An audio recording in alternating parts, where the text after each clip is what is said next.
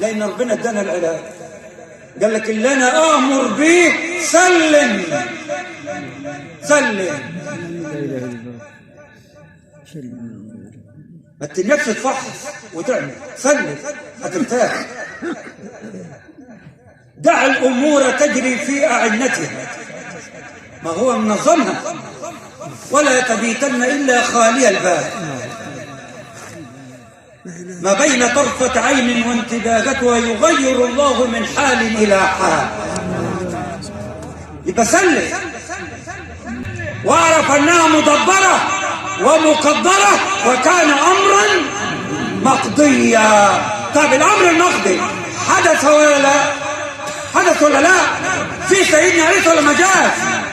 وجاء النبي والرسول ولا لا؟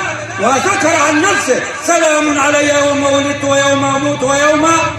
يبقى بيعترف ان انا حموت وحطلع حي زي اي حي، لان الحي الدائم هو الله.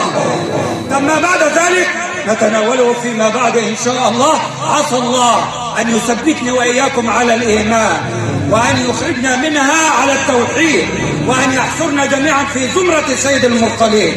والراحلة التي نجلس في عداها ثبتها الله ولقنها الحجة وغفر لها ولأموات المسلمين. وأذكر الأسرة بوصية الحبيب: إن لله ما أخذ وله ما أعطى وكل شيء عنده بأجل مسمى.